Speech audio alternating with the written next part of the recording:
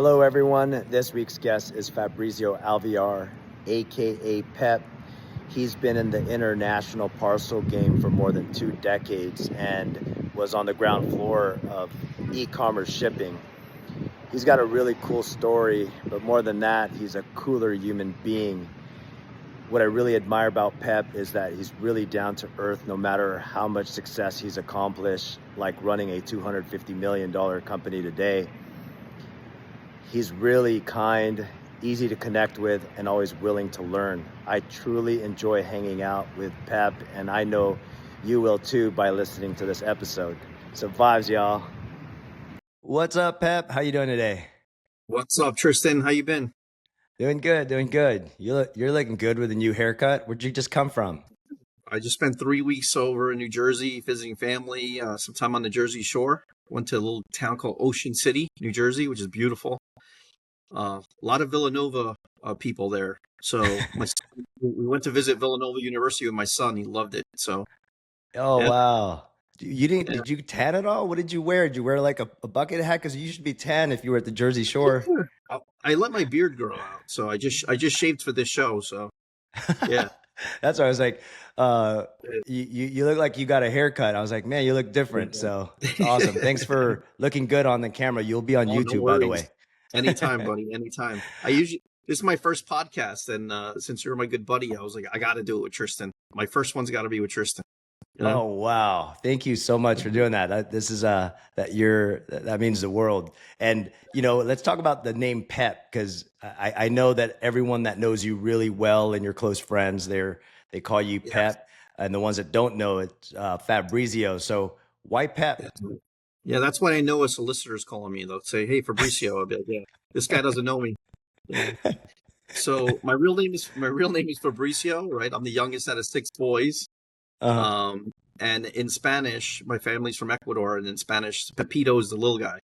So everybody called me Pep, and then my friends picked up on Pepito, in short is Pep, and it's just stuck with me since like kindergarten. So now everybody, my brothers call me Pep, my family calls me Pep, and anybody in business who's known me a good amount of time calls me Pep. And I think you've met some of my buddies from across the pond, right? And I introduced you to them, and they all call me Pep as well. Yeah. well, I don't think you're a Pepito now in business, man, because you've accomplished a lot of things. And but I'm going to go way back. You mentioned Yeah. Ecuador. I know Yeah. I read that your parents were migrated here from Ecuador, and you guys had a tough life. And Yeah. how did that shape you growing up with six brothers and two parents that different country, different Yeah. culture, and then like yeah, Yeah. tell me how that was back in the days. It definitely makes you appreciate things, right? Because like even a McDonald's run was like a treat. We maybe did that twice a year, right? So when it makes you appreciate life, appreciate things, and I think the most important thing it builds grit, right? Grit's a big word for first generation immigrants, right? They come to this country and you have nothing to lose, right? You have an opportunity. You got this beautiful country that gave you an opportunity, and you need to make the best of it.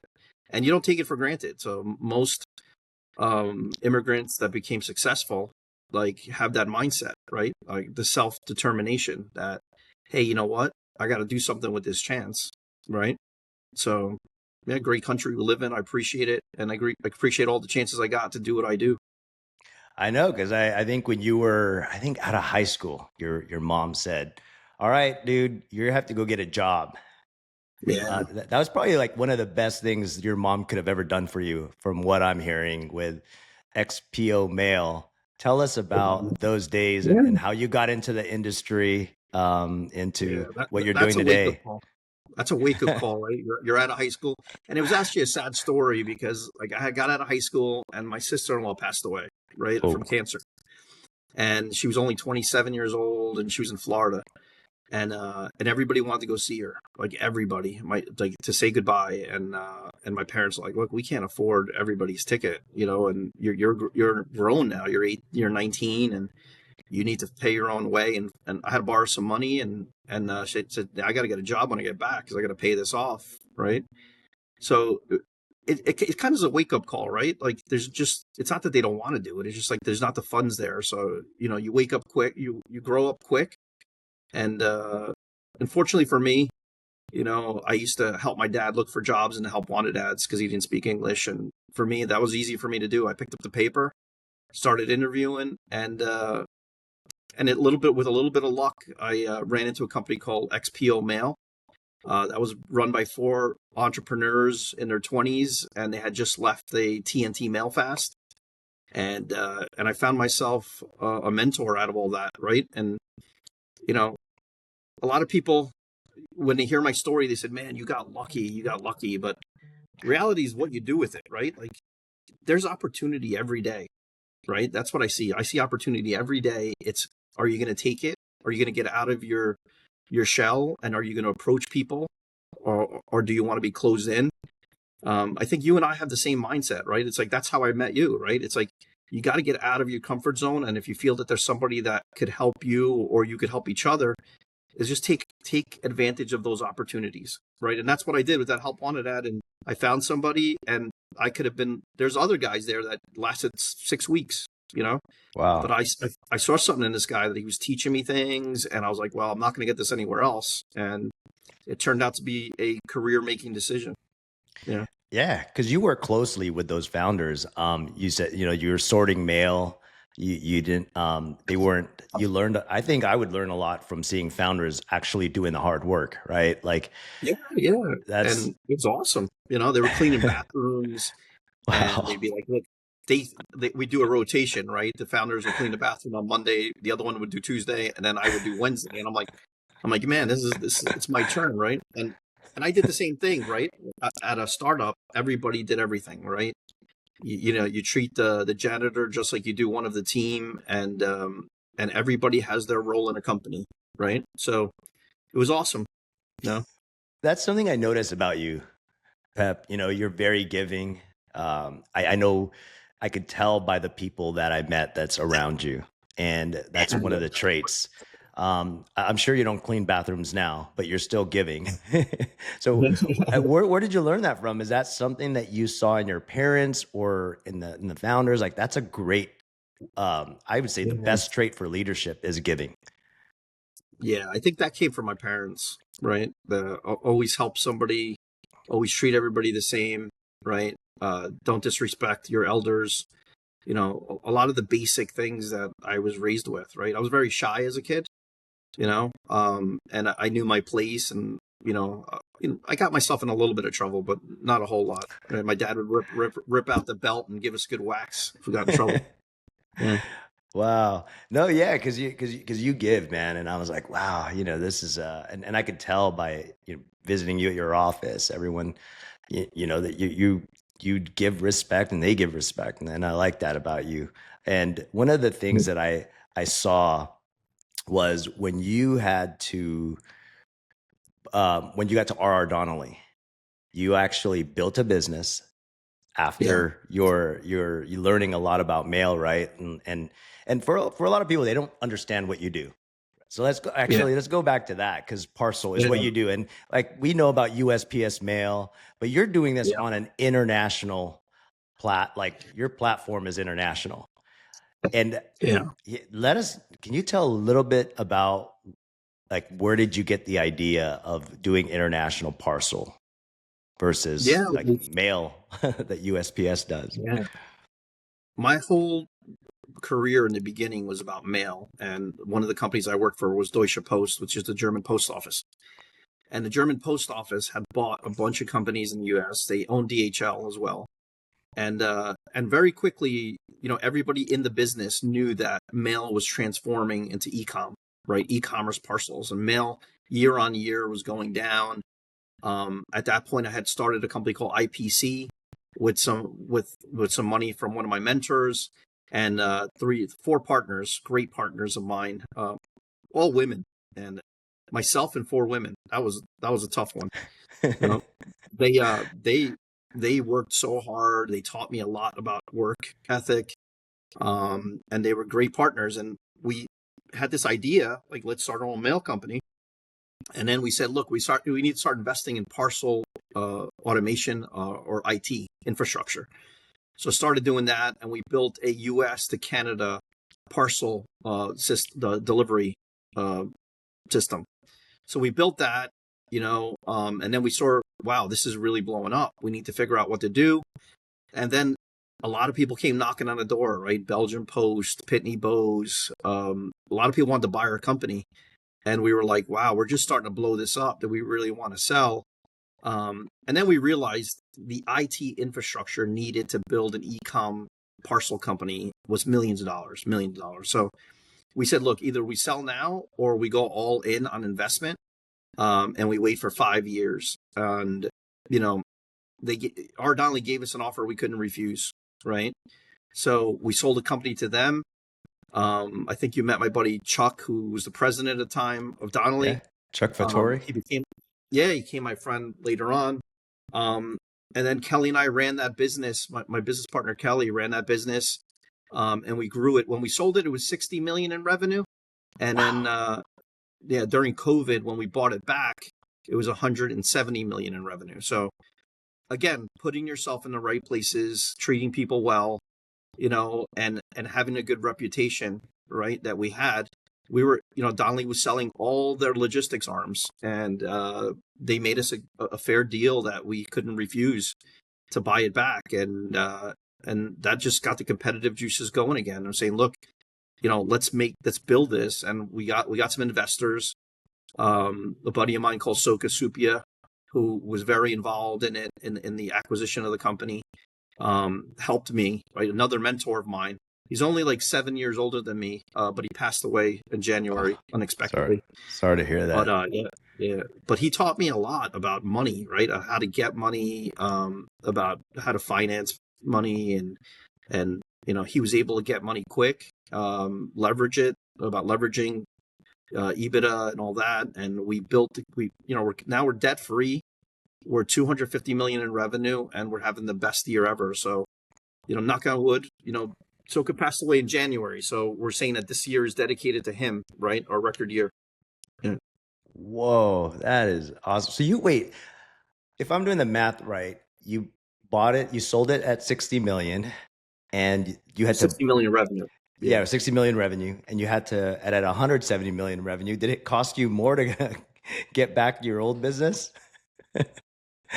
Well, it was a good deal. Let's put it that way, right? Yeah. But it was a good deal for us. But what's great is between myself, Kelly, and the three original partners, or four original partners, we actually built the business from zero revenue to today 250 million in revenue, and we're all still together working for the same company. Isn't that crazy? So That's about 20 something years together, right?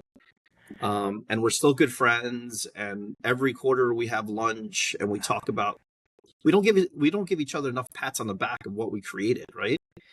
And I think at lunch sometimes, and the girls I work with are so humble and hardworking, and man, if it wasn't for them, we wouldn't have got to where we are. They're great salespeople today, sales executives for our business. And my partner, Kelly, is my co-president. So her and I work together on building the company. So it's just good chemistry, good team. But again, it goes back to self-determination, right? It's finding people that have the same values as you and have the same vision as you is important. And we all had that kind of same grit that, hey, failure is not an option, right? And you need that, because there's going to be rocks, bumps in the road that are going to test your ability to keep on going, test your ability to quit. And there's many times where we said, man, is this worth it? Because we got sued by our old employer, Deutsche Post, right? Because we took a lot of their business, and about 20 something years ago, we got sued, and it was ugly. But we got our freedom, we knew, our lawyers said, look, there's no way you could lose this legal battle because you're right, but little did we know, anybody could sue anybody, and if you have a lot of money, you could try to put somebody bankrupt, right? So yep, that's what you learn. They don't teach you that in business school, right? When you're talking about a company, of course you're right, but you're going to run out of time and you're going to run out of money because the bigger company just has more money, and that's horrible, man. I'm glad you guys are have won that one, and Yeah. it seems like that was a learning pivot for you guys because, Yeah. dude, you know what's crazy? When I was hanging out with you, I was talking to everyone around the group when we were in Vegas at Manifest this past February, and they were international. Like you had the whole world there. Yeah. I was blown away by how many people you knew around the world. And they're not just guys that like they're like partners that you do Business owners. business Yeah. with. Yeah, they're like a lot of them are Mhm. your partners, and some of them, like French Post. You're talking about like these are some big guys that were bought out by some pretty big, countries. And Yeah. how did you build that network? Like, what was it in the last 20 something years? Like, how did you build that network? Yeah. It's about 30 years of building a network, right? Of working with people, doing what you say, saying what you do, right? Having lots of integrity. Um, a man, you got to be a person of your word, right? Or else in this industry, in my industry, if you do something to damage somebody, the word gets around fast, fast. So you have to be able to, you know, do what do what you say you're going to do, and everybody grows together, and not be selfish. I think one thing that I like about you, Tristan, that really brought me towards you is that you're unselfish too. You're very unselfish, and you want everybody to win. And that's exactly how my personality is, right? Like in business, I want everybody to win. So a lot of my partners started off zero, and now I'm their biggest customer, right? And Wow. to see that is awesome because we all grew together. Like your saying says, "Let's grow," right? That's awesome, man. That's awesome. We all grew together. We're all in this for 20 years together, and we're all making money, and we're all having fun. So I think that's important in business, is doing something you enjoy to do. But a lot of these guys, they come to these shows once or twice a year, and they do business with huge companies, and then they do business with us too. Like my competitors have billions of dollars in revenue, right? I have 250 million in revenue. So there's a big difference between me and these big players. Um, but I'm privately owned, and they're publicly traded, right? So I think this year we've done a lot more in marketing to get our name out there. I think that was important this year. That was one of our goals.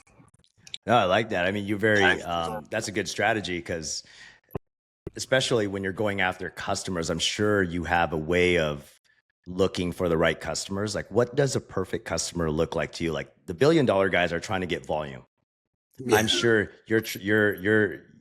you want to be profitable and you want profitable customers, and there's a lot of alignment with Parcel and LTL and full truckload. We're in the same space Yeah. of moving stuff from point A to point B.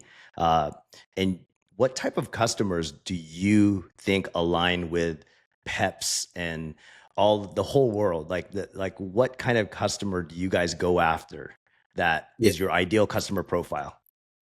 Our ideal customer is somebody who's looking to ship international, right? It may be using FedEx or UPS and doesn't know that there's another option that's way cheaper, and consistent, right? We could deliver a parcel into the UK within 4 days, right? Wow. UPS or FedEx will do it in 1 to 2 days, but we'll do it probably 35% cheaper or 50% cheaper, depending, right? So there's a lot of e-tailers out there. Our top customers are some big e-tailers, right? Shipping clothing, shipping vitamins, shipping jewelry, shipping cosmetics. So, monthly subscription boxes are big for us. So it's those customers that we're helping, even if they're just starting off internationally, right? It's to use our knowledge and our expertise to understand, how do you start shipping internationally? What do you need to start doing? The world is becoming very flat, right? Even though these tariffs are out there right now, and it's causing some problems, and people are afraid to. But if you want to grow globally, right, like you have to be able to know the nuances and the rules, and that's our job, right? Is to explain to our customers, all right, what are you shipping? They tell us what they're shipping. We'll tell them what they could do, what they can't do, and we'll tell them what markets we feel are the most important ones to go into, right? For us today, 50% of our volume goes to Canada, right? parcels to Canada, and the average parcel weighs about from 0 to 3 pounds, right? Wow. So it's somebody in Canada ordering online from a retailer in the United States. We'll get it there. We'll get it delivered within 5 or 6 days, right? Wow. Yeah, and then another big chunk is the EU countries, right? And also the UK. So UK, the EU countries, Germany, France are big, and Australia is really big. So if the EU is like, a bunch of countries, like 20 countries. So if you look at all this, there's probably 40 countries that we ship 80% of our volume to, right? But we ship to every country in the world. So we're out there, trade shows, looking for shippers that are looking to expand their marketing and expand their shipping internationally. That's our core. And some of our best customers are ones that are starting off. They started shipping 50 packages a day, and all of a sudden they're shipping, 800 packages a day internationally, right? So they're growing Wow. their business. They're growing their business. We're growing our business, and we see customers more as partners, right, than customers, because we're very involved with helping them calculate the duties and taxes, helping them register, IOSS numbers in Europe or VAT numbers in the UK, pointing them in the right directions.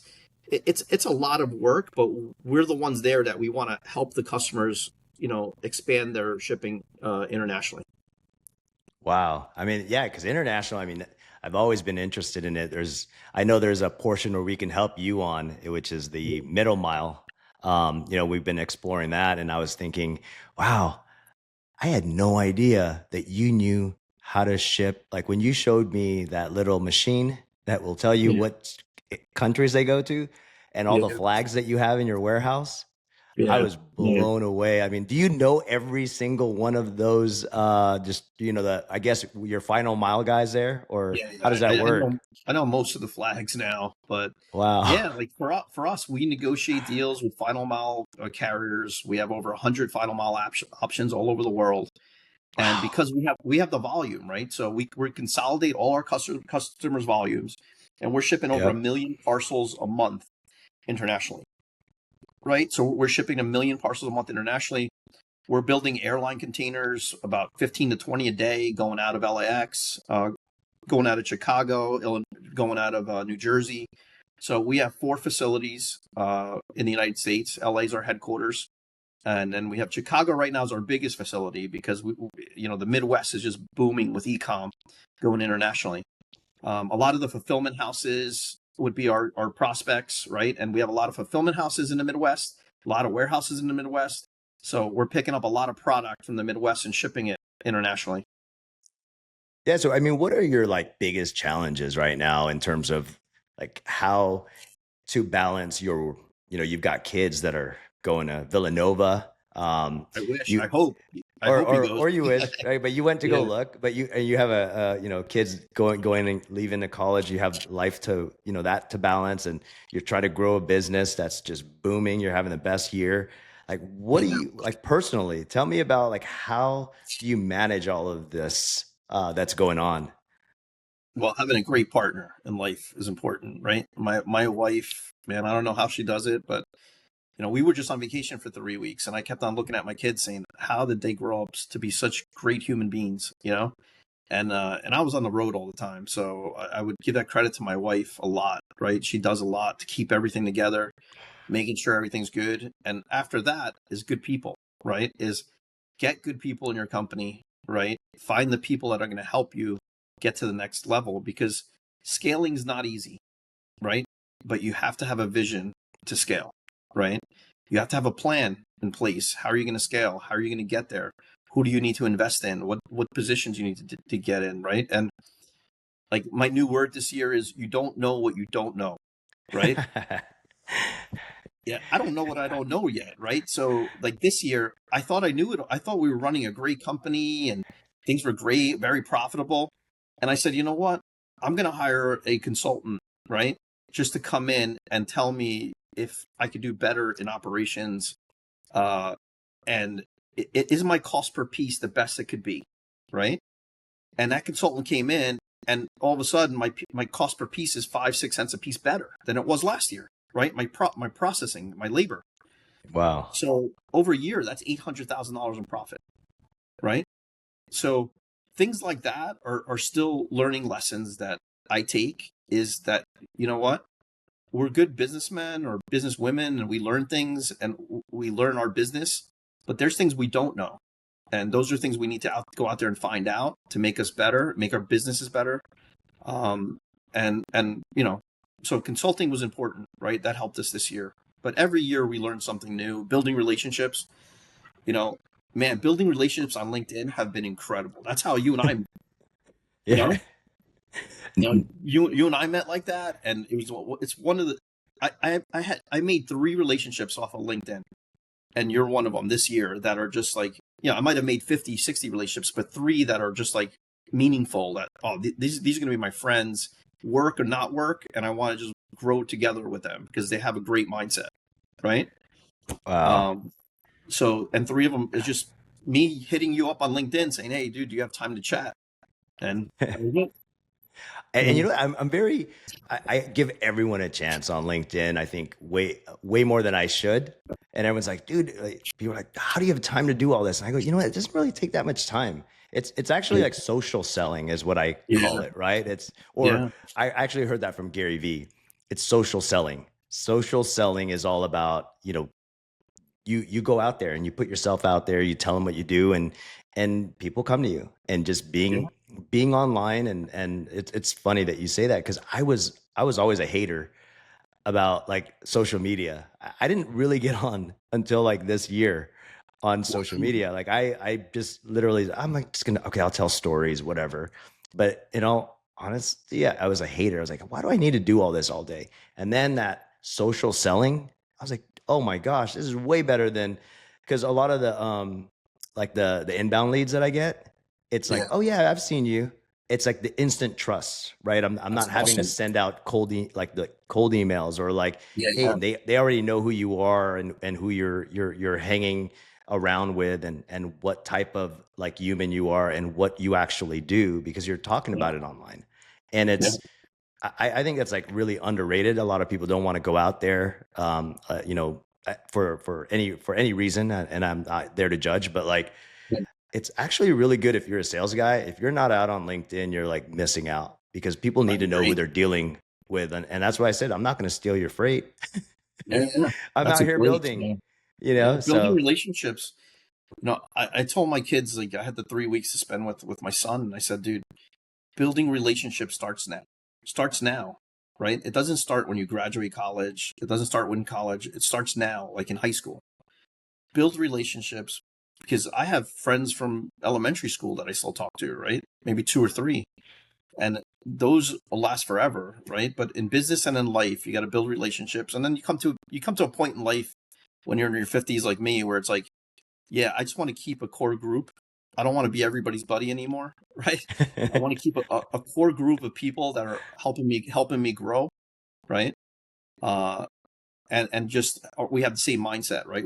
Maybe we want to give it back to our community, give back to first generation Americans, or people that want to start businesses, or people that have grit but just don't know how to get there, right? That's kind of what I want to do, and that's kind of with Blue Ventures, right? You and I are part of that, right? With the Marlins Group, right? yeah, Blue Yeah, Impact. Yeah, we're Blue very Impact. I love that you said that, because you do give back, and I noticed that you're investing in not just, parcel, but you're investing in technology, you're investing in founders. And that's what I one of the core values that I think we all share, is that we want an awesome founder to succeed. And because we know what it's like to grind, right? Yeah, And you and I bootstrapped, right? So yeah, we, bootstrapping is hard, man. yeah, It's it's hard. Yeah, you're, but dude, at where you're at today and what you've built is amazing. And to have the ability to give back, because yeah, now you get to use money as a tool. yeah. And Yeah. that's, so let's talk about that. Like, what's the next moves? Like, what's next for EPOS? What's going to happen with these tariffs? How are you going to, like, what's going on Yeah. in the world of, like, what's happening now, and what you don't Yeah. know? What are you preparing for with the stuff that you don't know? Yeah, the tariffs going out of the country haven't really, there's been a surtax in Canada, which we thought was going to be hurt us a lot more. But at the end of the day, people want to buy what they want to buy, right? So if you're sitting in Canada and you really want this dress that's fast fashion, are $4 or $3 really going to change your mind over that dress or over that outfit that you want to wear on Friday night, right? What I'm learning is it doesn't. It doesn't change the people's minds. Like if it's a lot higher tariff, maybe I haven't seen a country that we're going outbound on that's really changed and changed tariffs tremendously. So as of now, the outbound environment from the US internationally hasn't really like impacted a whole lot in my business, right? Can't speak for others, but in my business hasn't. Now, what I do have, and I had a call today, is the inbound, right? Inbound to the US has really changed. Fortunately, that's only 5 to 10% of my business. 90% is outbound. And people are looking for other options, right? Which is, it's going to open up a lot of opportunity for final mile independent companies in the United States, right? The LSOs, the GLSs, the OSM Worldwides, all these companies that have final mile solutions with commercial clearance into the United States. You got to remember, for years and years and years, tens of, 50 years, everybody from foreign countries were using postal entry, just giving it to our local post office that was coming in here. Now the post office is saying, look, we can't handle this anymore because everything is going to be duty and taxed. So everybody's looking for alternatives to get into the United States, and commercial clearance is going to be big, and private final mile delivery is going to be big. Or consolidators like One Stop Mailing, OSM Worldwide, are going to be big. So OSM is a good partner of mine. I use them quite a bit. GLS is a good partner of mine. I use them quite a bit. Talking to some other final mile carriers. So there's a lot of opportunity is what I'm seeing. In the world of logistics, everything changes and you got to be ready. You got to pivot quick, right? And if you're not in the world of being able to pivot quick, this isn't the business for you. Because you got to be ahead of the next guy on what to do and how things change, and educate your people, educate your team, and come up with a better mousetrap than the next guy. That's where success comes.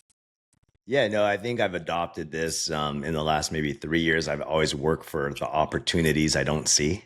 Yeah. That's part of like the initiative to just say, dude, you gotta make sure you front load because you never know what's gonna happen, right? And Yeah. so, like, and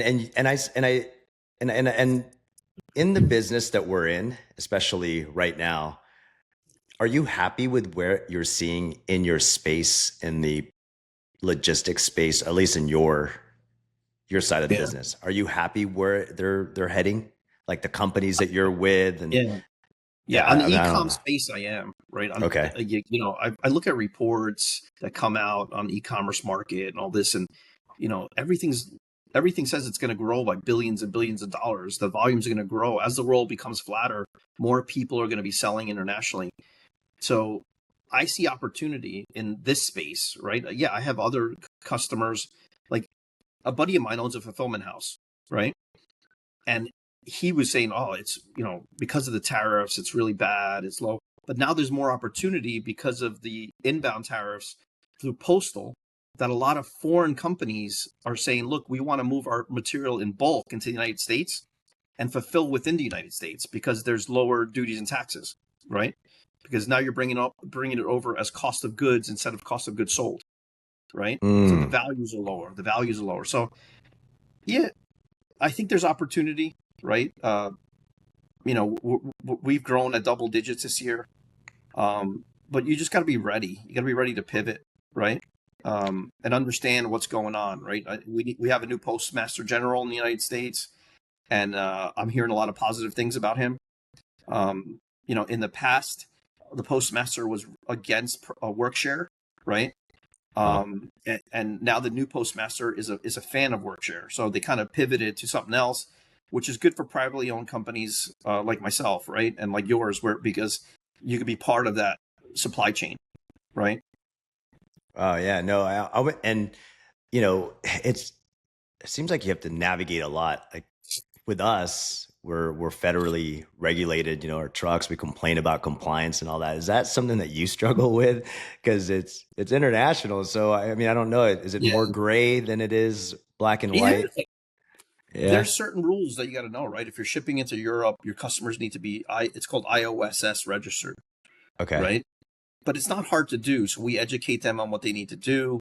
We work with them, and we help them get IOSS registered if they're not. In the UK, you have to be VAT registered. So there's certain things. And TSA, the Transportation Security Administration in the United States, there's changing rules all the time that you got to be aware of, right? So all my facilities are cargo screening facilities. So I screen cargo that I put on cargo aircraft. So you got to really be up to date on those changes, right? Like right now, I just invested in a $500,000 cargo screening machine in LA, right? So I could put a full pallet through that machine and it screens it. In the past, I used to have to put parcel by parcel in. So Like that was one by one? one by one into a machine, right? And that was like, I had 2 or 3 guys just putting it in, building the containers. But now, now for $500,000, I bought a full, huge one that a whole pallet goes through. So these are things that you just have to, invest in, and to maintain your SLAs, right, with your customers, to make sure that parcels are getting shipped on time, they're getting delivered on time. Turnaround is very important within the facilities. No, I mean you talk about people. I know you're big on customer service and customer experience.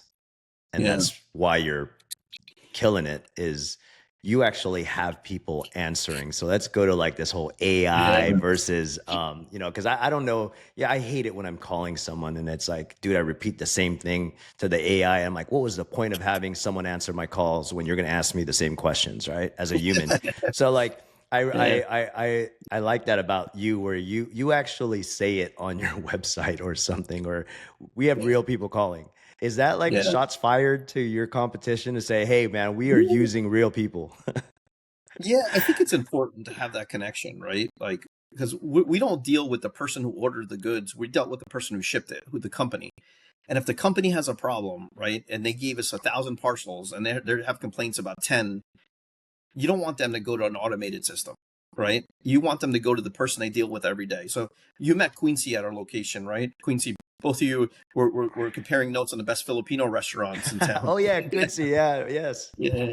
Yeah, she's Jollibee. awesome. Yeah. She's been with us for probably 10 years now. And, she knows our top accounts. So each customer service rep handles a list of accounts. So if those people need to go to them, they go to them. Where AI is going to come in for us, and we're building it, is if somebody needs to track a parcel and they need more data, AI is going to be able to give them as much data as we have, because we might have a little bit more data than they get online. So it's going to give them that information. But after that, if they're hitting a brick wall, they automatically call, right? So, and it's their choice, right? If you want to use AI to track your package, or do you want to pick up or email a live person, they'll always answer. Yeah. Wow. So you're actually betting on humans and then using AI as to help the humans you're betting on to make a better customer experience. I've been successful because of relationships, right? And you're not leaving that. I bet on relationships. Wow. Right? Over anything. That's awesome. Like, and if you, so what would you like your customer to say if let's say you weren't in the room, but you're in the room and you're hiding in the corner, and I was to talk to one of your customers and I said, tell me about ePost and PEP. Like, what would you think or would like to think that customer is saying about ePost? I think at first they're going to tell us how great their salesperson is and how great their customer service person is, because that's the emails I see the most. My sales rep or my customer service rep is doing a great job. They answer all my calls. You guys are very consistent. That's the most important thing, is consistency, having that face. And that's not to say that we invest over $2 million a year in technology, right? In for our operating system, right? And that never changes, right? We're always going to upgrade our operating system, our AI for tracking, things like that. But at the end of the day, a lot of people that come to ePost from other companies say, look, I couldn't get a hold of somebody for 3 days or 4 days, and it was so frustrating that I'm ready to move my business, right? That's where the opportunity is. And that's where, we make sure that our employees know customer comes first, right? If you don't answer the customer, like, they're paying the bills, like, we need to get back to them, right? It's so funny that you say that, because you know how we invest in the company Lodex, right? We Yeah, know that they've got robots talking, so and it helps carriers. So when everyone's like, "Oh, well, we got this awesome AI thing that talks to the carrier sales reps and whatever, or our carrier sales reps can do more now because they're talking to carriers." And carriers are going to have the same tool too. So like relationships are going to be gone. And if they think yeah, fraud's bad now, oh, yeah, just wait till that thing. I mean, at least in my yeah, how I think about it, because like fraud is just, relationships do prevent a lot of the fraud.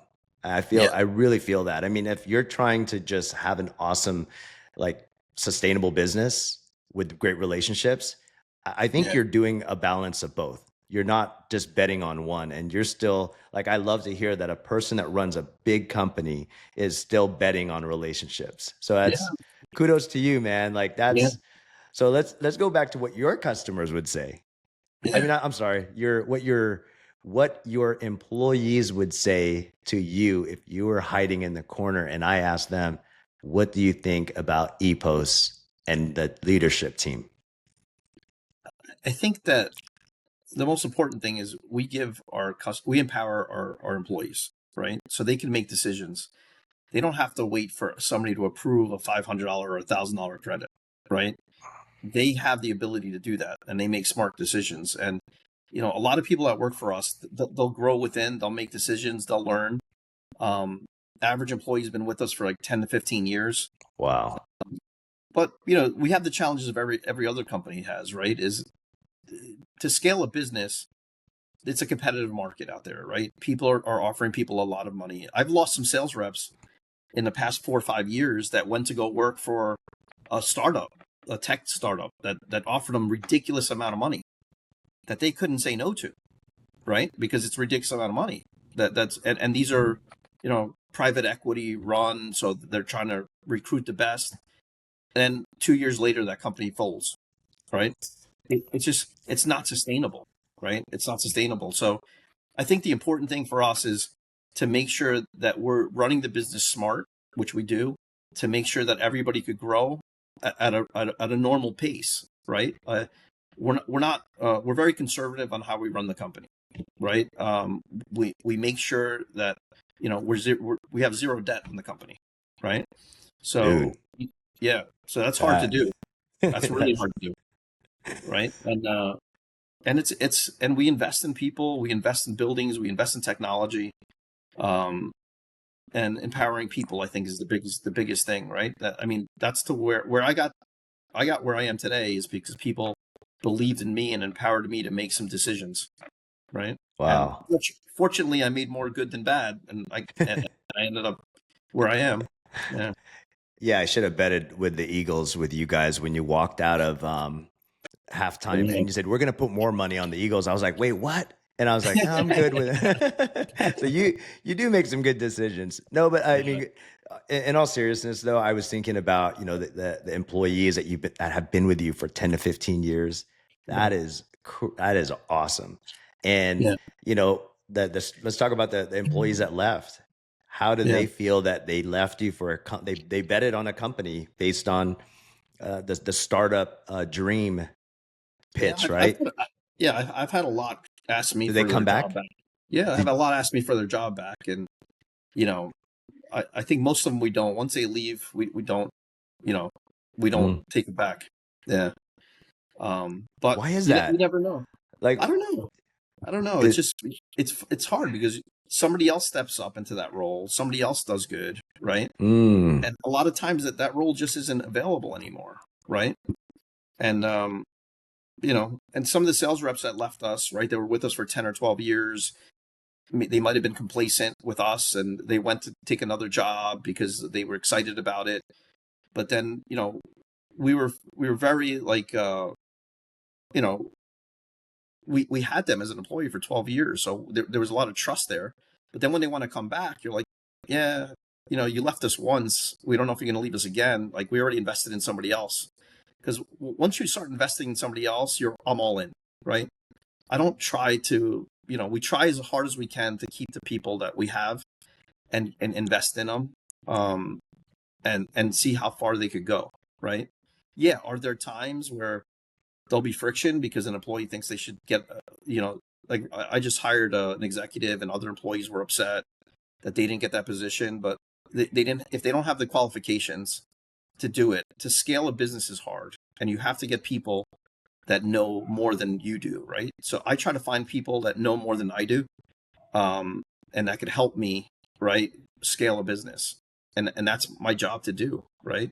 And sometimes it's hard because sometimes people are like, look, I wanted that job, I wanted this, but you're trying to improve the team, right? And sometimes what you have is becoming stagnant, you know. Yeah, I mean, you're trying to go. Trying to have the best year of your life, and you can't be a one hit wonder. You got to do it again next year and even better. Exactly.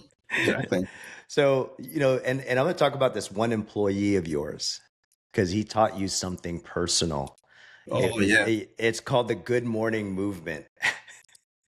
Tell Yeah. tell tell the world what Good Morning Movement is for a busy guy like you that's traveling international and just work, work, work. You're like a robot when it comes to like running a business, always trying to optimize everything. What is the morning movement when one of your employees told you what the morning movement Yeah. was all So about?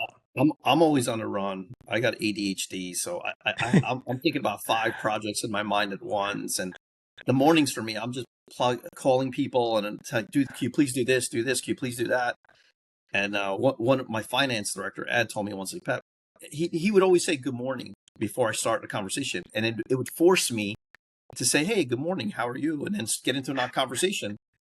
And I was like, man, is this guy messing with me? This is kind of annoying every time I call him. But then I realized, like, he's like, you got to slow down, right? You got to, the people you work with, the people you care about, the people you talk to every day, you really should want to know how they're doing. How is their morning? How are they feeling? Do they need you for anything, right? Is there anything bothering them that maybe you could help them with? During COVID, a lot of people had mental health issues, right? Like being locked in. And I spent more time talking to employees about, their mindset, right? And I think that's important, right? If, you see these people more than you see your family. So I give my employee Ed credit for that, for waking me up and saying, hey, you're doing good, but start asking people how they're doing, you know? Because Oh, maybe they're not doing so good. So ask them how their morning is and how their day is, and that's where I said, every morning when you talk to somebody, when you start off the day, see how they're doing before you go right into business. You know? wow. And he's a finance guy? Yeah. He's Wow. head of finance. He's head of finance, but he's gotten promoted 5 or 6 times. Like he's one of those guys that started off, making $15 an hour, and all of a sudden he's running my whole finance department. So he's one of those superstars that we got in our company that just continues to do great.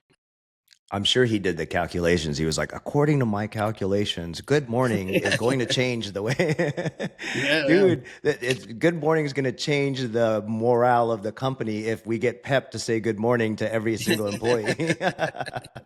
True. dude, True. dude, that's awesome. Yeah, when I read that, I was like, what is this good morning thing? And that's something that you talk about publicly, and I thought I'd bring that up.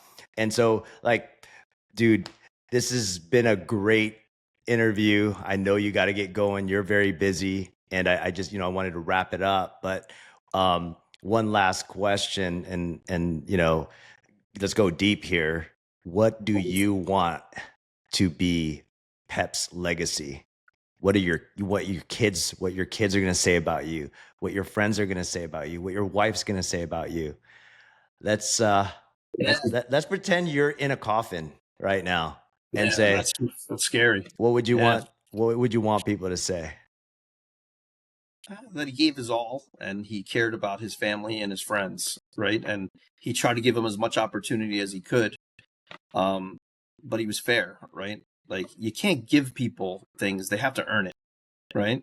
So you could open the door for somebody, but they have to be the one to take it over when they get inside, right? Like you can't hold everybody's hand. I can't even hold my kids' hands all the way till they're adults, right? I could just show them, guide them which way they should go, but at the end of the day, they got to perform, right?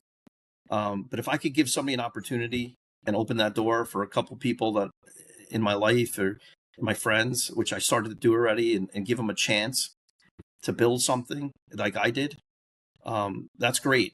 But everybody has to have self-determination first, right? They got to want it. Yeah. Wow, man. Well, thank you so much. I'm sure I'll be seeing you a lot. Yeah. So We'll see. I owe you a dinner, so let's do that soon. no, I do it. No, it does You not. paid last time. You paid last time. Yeah. No, we're going. We're going. Remember, I'm going to be at your office Oh, yeah. September 10th. Yeah, you can be in my Can't wait for office. That's gonna that. be awesome. I can't wait to meet your buddies. Yeah, Yeah. they're going to ask you questions just like I did, but they're Love going to it. ask you like EBITDA questions. I don't like. I I don't love even it. understand that. No, I'm kidding.